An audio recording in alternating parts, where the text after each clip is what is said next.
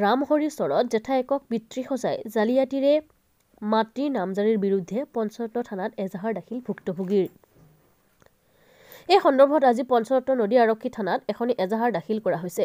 উক্ত এজাহাৰত উল্লেখ কৰা মতে সোণাৰী হতাগাঁৱৰ 125 নং পট্টা আৰু 669 নং দাগৰ 1 কঠা 19 লেচা জমিৰ প্ৰকৃত গৰাকী হল আব্দুল গফুৰ ওৰফে আব্দুল গফুৰ মণ্ডল। যোৱা 10 জুনত আব্দুল গফুৰ মণ্ডলৰ মৃত্যু হয় আৰু মৃত্যুৰ সময়ত তেখেতে মুঠ 6 গৰাকী সন্তান এৰি থৈ যায়। কিন্তু যোৱা 16 অক্টোবৰত প্ৰকৃত উত্তৰাধিকাৰী হিচাপে জিয়াউল হকে উল্লেখিত মাটিখিনি তেওঁলোকৰ ভাই ভনীৰ নামত নামজাৰিৰ বাবে বালিজানা ৰাজহ চক্ৰ কাৰ্যালয়ত আবেদন কৰিবলৈ আহি হতভম্ব হৈ পৰে।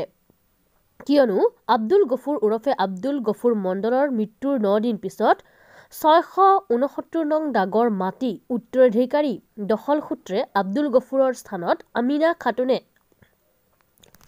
ভুৱা তথ্যৰে লাটমণ্ডল গোলাম মুস্তাফাৰ সহযোগত ঠগ প্ৰবঞ্চনাৰে নিজকে আব্দুল গফুৰ ওৰফে আব্দুল গফুৰ মণ্ডলৰ জীয়ৰী দাবীৰে উল্লেখিত মাটিখিনি নামজাৰি কৰি লৈছে।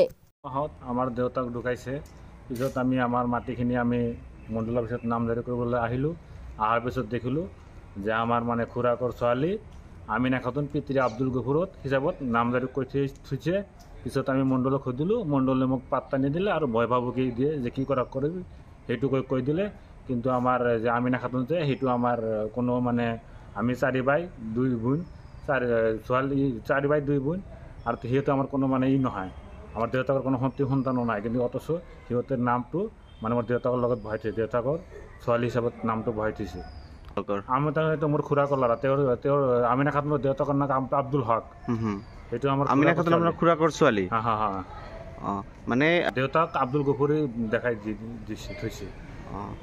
তেতিয়া মণ্ডলে কি কয়? মণ্ডলে মই ক'লোঁ, মণ্ডলে পাত্তা নিদিয়ে, সিহঁতে মানে এনে গুৰুত্ব নিদিয়ে সিহঁতে আৰু ভয় ভাবুকি দিয়ে কি কৰিবি কৰি থাক।